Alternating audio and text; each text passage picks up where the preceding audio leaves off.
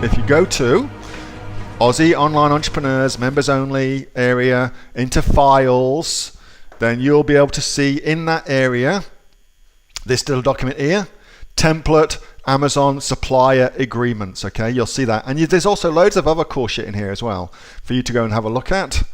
Not least of which, you know, you got to see where it says see more. See more butts. That was a great thing, wasn't it? Recommended suppliers list here. So that's also where lots and lots of our suppliers are, of course, but there's loads of cool stuff in here. The lovely, lovely Sue Josephson's put some in. Kate, Karen, Mix put some stuff in. Ian's put some stuff in. Cool stuff in here from the fellow Aussie online entrepreneurs community. But for our particular circumstances, particular thing, that's what you want. That gives you an agreement. All right. That will show your supplier in China that you know what you're doing. However, contracts in China are unenforceable for the most part. So whilst we do have contracts and whilst it's smart to have a contract, I am of the opinion that a contract in China is about as useful as an ashtray on a motorbike. Because think about it logically, think it through in your mind, all right? If something goes wrong, are you going to pay a lawyer in Australia to go and fly to China and go and fight that?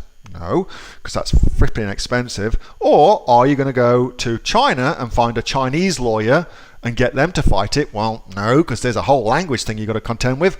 So just know that it's much better, much smarter to find good suppliers. That should be your whole game, all right? You should make the assumption that your contract is not worth a dicky bird that you're going to have with them, and instead you should find good suppliers who are demonstrably good as well, using the criteria that I've laid out in the AOE training, all right? Because your contract is not worth diddly squat. It's nice and it's kind of makes us as Westerners feel good, but really it ain't worth shit.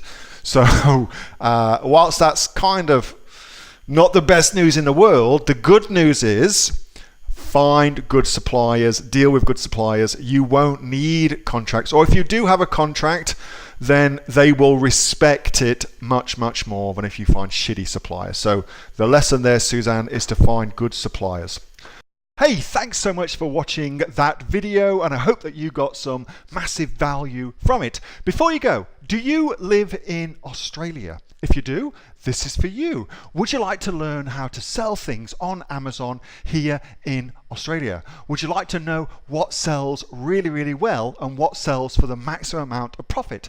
Would you like to know where you can source those products from, whether that be in China or here in Australia, and how to source them so you pay bottom dollar and get maximum value for what you're doing? If you do, please subscribe to my channel and like this video, and you'll learn that and much more. It's the exact same information that people like Jeff from New South Wales have used to make $45,000 a month on Amazon, that Sue, who's from the sunny coast, has used to purchase herself a brand spankly BMW every single year as a result of her e-commerce business, and the lovely Kate from Bowral in New South Wales has used to make $32,000 a year on, a month, not a year, a month on Amazon, and indeed Anthony, who makes $15,000 a month on Amazon, selling, as he puts it, odds and sods. If you'd like to learn the exact same information that they use to maximize their profits for their Amazon businesses, subscribe to this video, like my channel, post below if you want me to teach you something. Okay, I'm out of here. Speak to you soon. Bye. Subscribe. Do it now.